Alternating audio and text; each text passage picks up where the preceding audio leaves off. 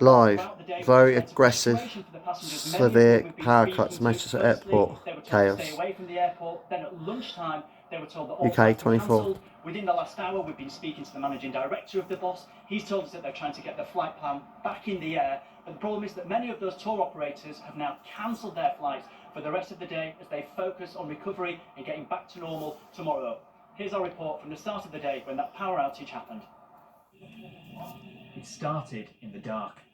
A power cut taking Manchester Airport into shutdown. Blimey. This is crazy. Excited holidaymakers trying to figure out where to go and what to do. You have to trample over people to get out of the lift, and then you just stood there. There was just hordes of people just not moving anywhere.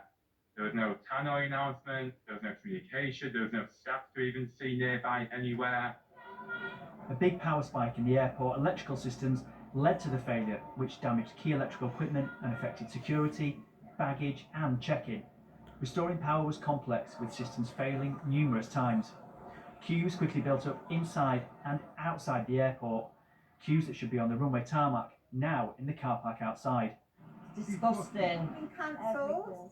We had a package holiday, the whole hotel, everything's been cancelled. We are like stuck here at Manchester, not knowing how we're going to get to Birmingham or go home. We just don't know what to do.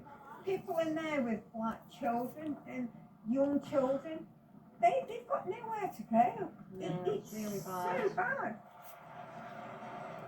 Some early flights departed when power was restored, but did so without bags as they couldn't be loaded.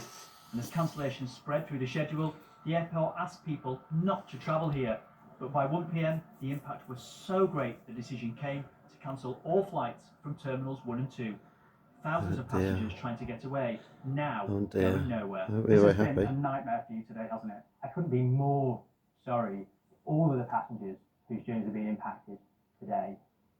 Conversation. Ultimately, I have to maintain their safety and security. So at this stage, we don't know what caused the cable to fail. We're going to be looking into the root cause of that next week.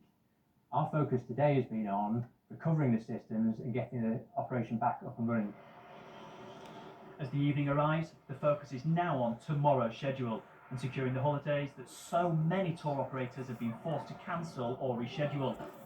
The boss insists they'll be in good shape, but has advised travellers to check before they set out. The peak summer travel period has not even begun. Today's incident raises big questions on the resilience of the sector and how the season takes off. Simon Browning, BBC News at Manchester Airport. Indeed. Labour have written to the Gambling Commission, urging it to release the names of people being investigated in connection with general election betting. It comes after a fourth senior Conservative is being reviewed by the Commission, following allegations that he placed bets on the timing of the election. The party's chief data officer, Nick Mason, denies any wrongdoing. Our political correspondent, Harry Farley, has this report. Poor Grim. He's the bar that we don't trust any longer. This event on Friday, but it's been a difficult week for Rishi Sunak. 4 Conservatives, including 2 candidates, are being looked into by the Gambling Commission.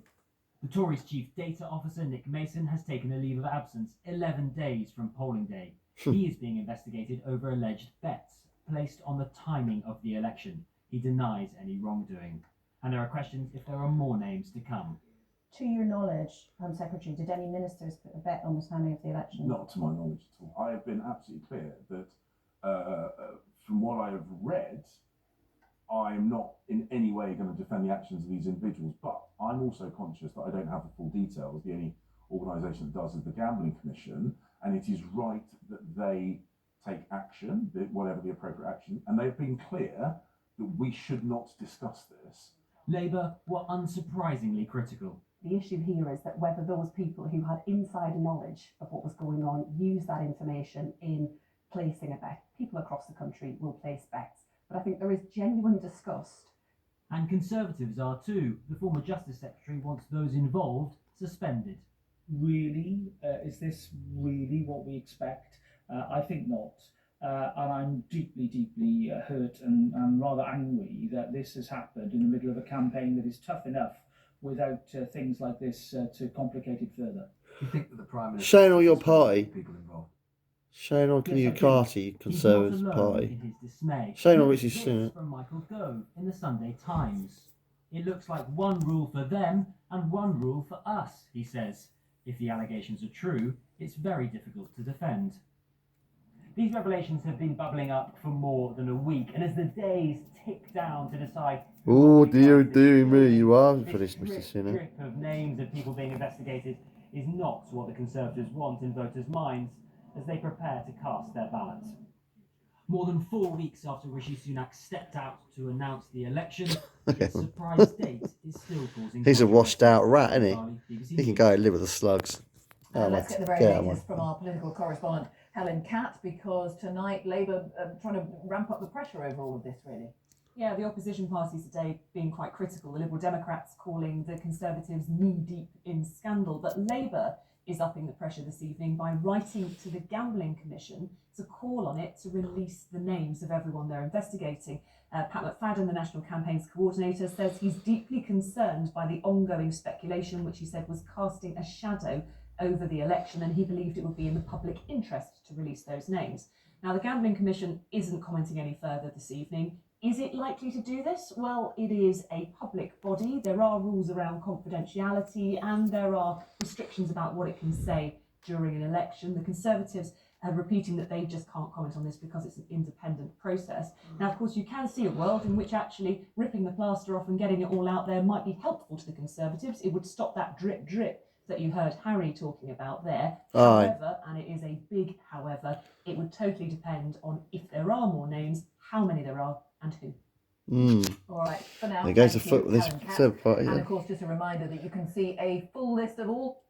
Who's Scry, Shelton Science, and the force be with you always. This is my friend Sparky and Jim every Friday, 3 to 5 p.m. ITF thing. Soul Hills Ratio, and this is my friend, you name it, Shane, live with Cindy Lou every Friday at 10 a.m. to 12 p.m. every Friday on Soul Hills Radio. And this is my friend John the Last Show every Sunday at 9 to 12 on live on the Wake Radio Station Show. They scratch on Science Jails, might be happy about